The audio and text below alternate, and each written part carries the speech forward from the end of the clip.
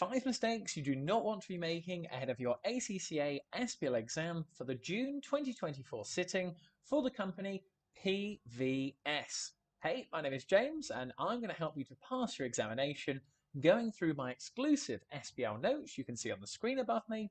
If you'd like access and a copy so that you could download them, click the link in the description of this video, it's all down there, along with an Astranti free ACCA pre-scene pack and also money back guarantee on any mocks or courses that you were maybe to purchase, especially the mock, because that will help you to get that practice in before your exam.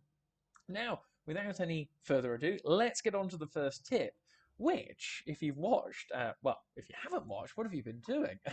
My other videos going through all of these notes top to bottom, check them out on the channel. I'm actually a bit critical because PVS have not been that good. So my first tip in terms of mistakes not to make is that they've actually not been bad in some areas. They've actually done some good.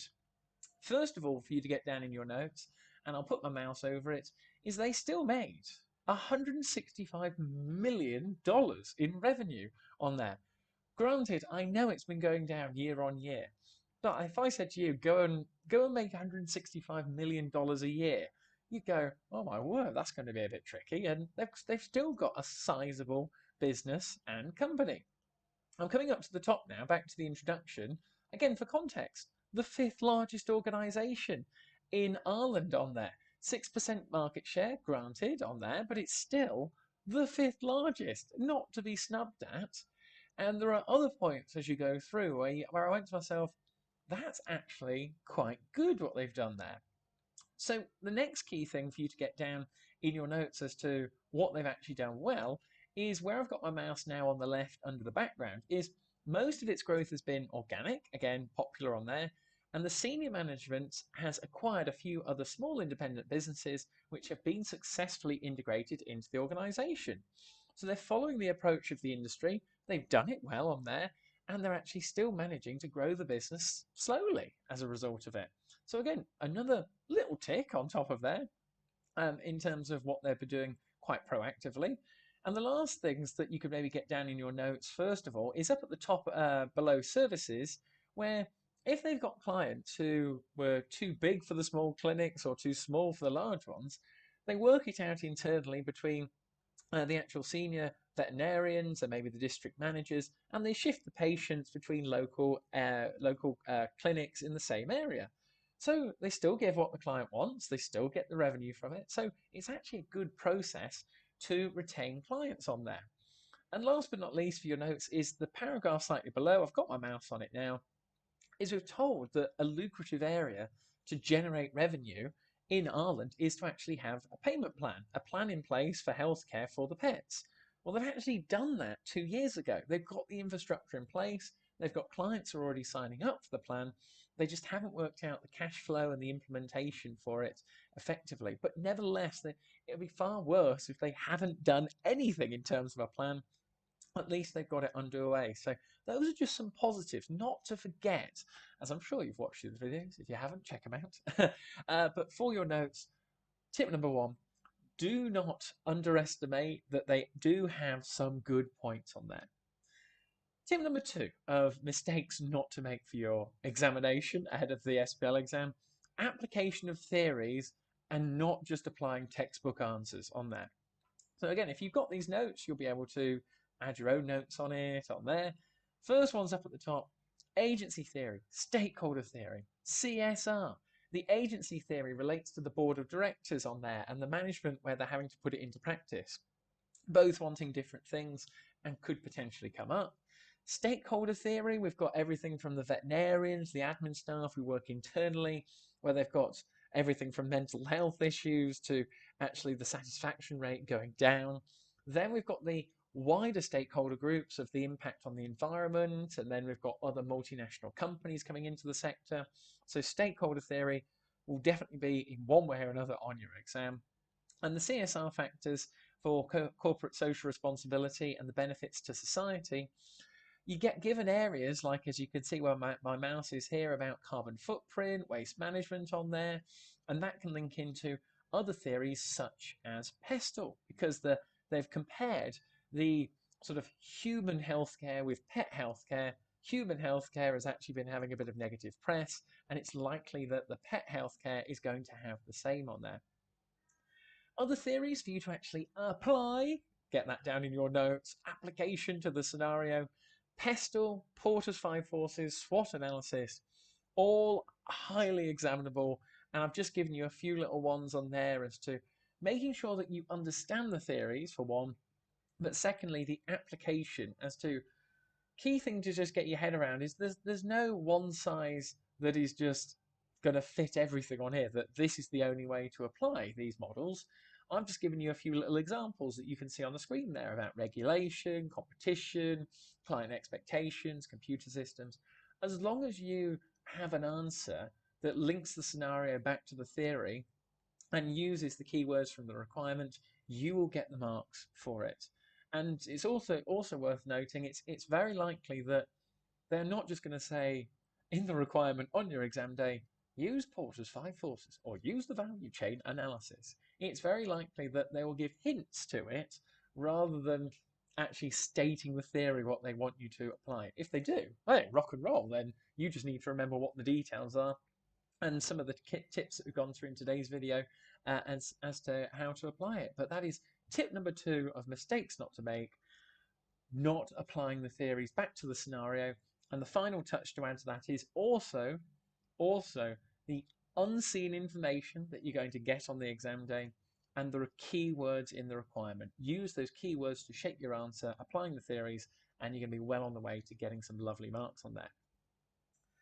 The next one is for tip number 3, and this is one where it's going to happen. It's going to happen on the exam day. People will panic or they've not read it through properly, and I'm going to come up to the services provided, and this links into services provided by vet clinics are for pet owners, clients, and their pets, the patients on there. And when I read it through, I was found clients on there, right? Some people are going to get mixed up that maybe the pets are the clients, that they're the ones actually having the operations done to them, and I don't think they'd just keep it at that. They'd maybe just call them the owners or something on those lines. They've directly said that the clients are not the pets, they are the pet owners. And why is that important? Well, if we scroll back down again to the bottom, page number 10, in terms of the website of PVS, and looking at the vision, the mission, the strategic goals, look how we've got on there that give our clients what they want. So if you've got it modelled in your head that maybe the pets are the clients because they're the ones we're looking after, all right, you go, hang on a second, no, it isn't. It's the owners of the pets for it as well. So this is where we've then got to be super careful as to then taking that and saying, right, we want to be the actual vet of choice and applying the vision to it and making sure that you're just crystal clear in how you are applying those values, strategic objectives, because as you can see, they are well behind as to the clients in terms of the pet therapy and acupuncture, and you've just got to be super, super careful as to applying it correctly. So just bring it back up to the top for your notes again, just so you can see it again on the screen.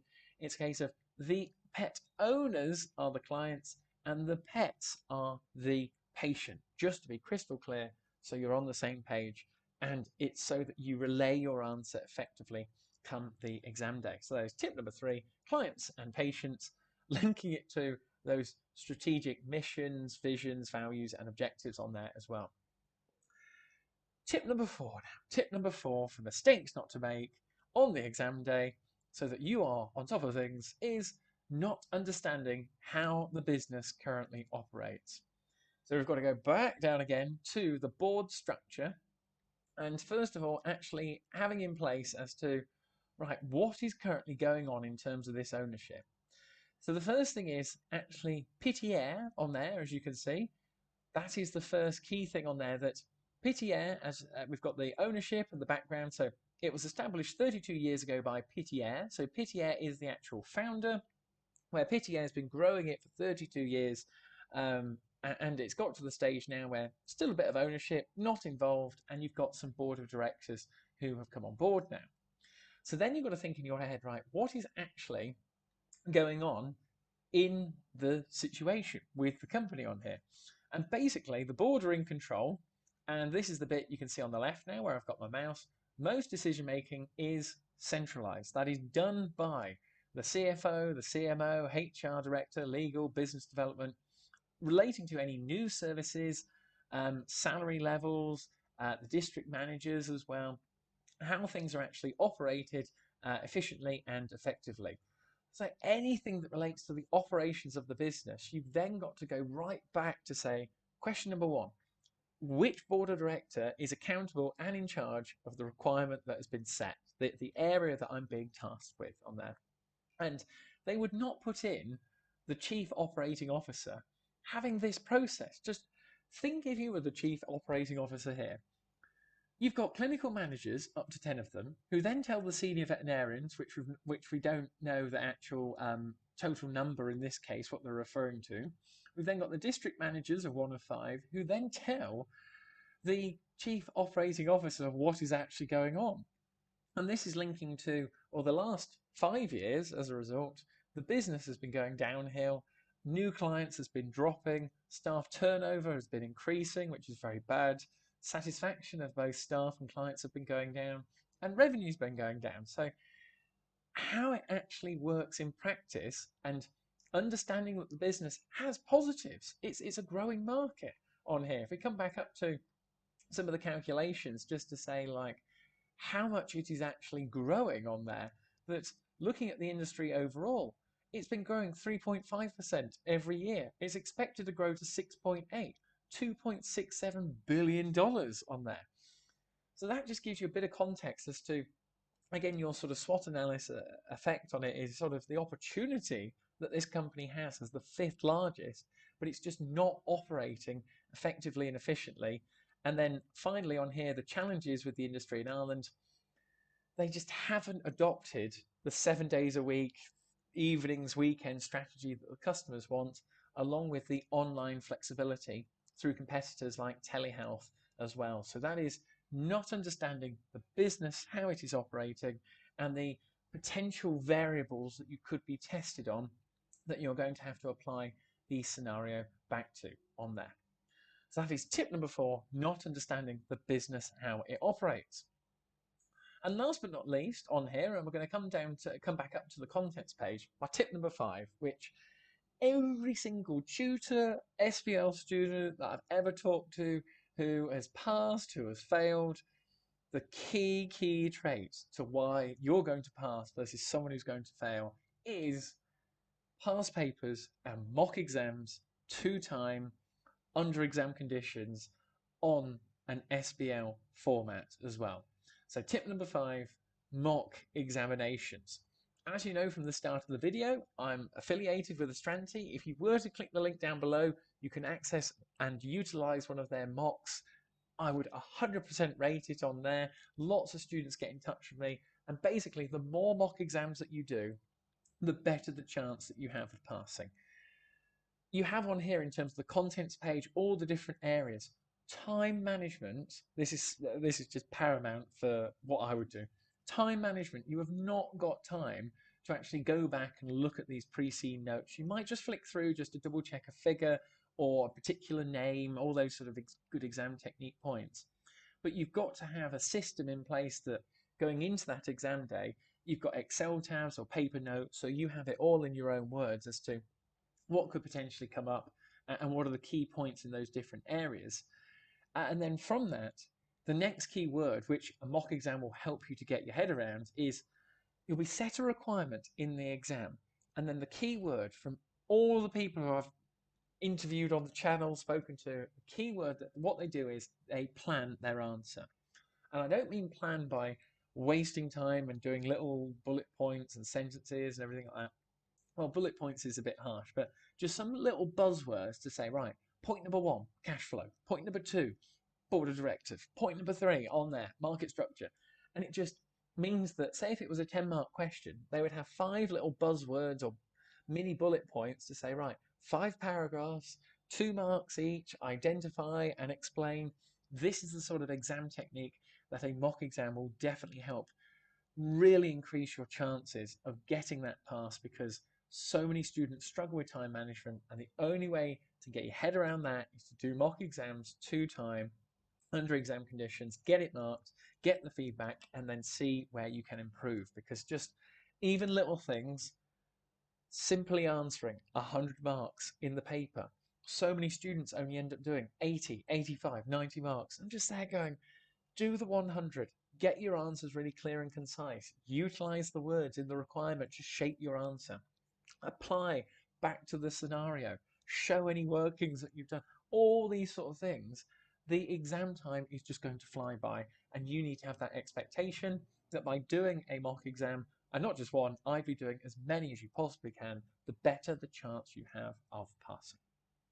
Whew, so that's my tip number 5, what I'd do if I was in your shoes, guys. So I hope today's video has helped. Be sure to give it a like as well. Really appreciate all the support. And as I said, if you want access to these notes, just click the link in the description of the video. You can download it there, along with accessing Astranti's mock papers and that free SBL pack. So all I can do now is say best of luck with your SBL exam. I'd love to hear how you get on, so leave me a comment, and I'll see you on the other side for another SBL video now to help you get that pass. So thank you very much, and best of luck.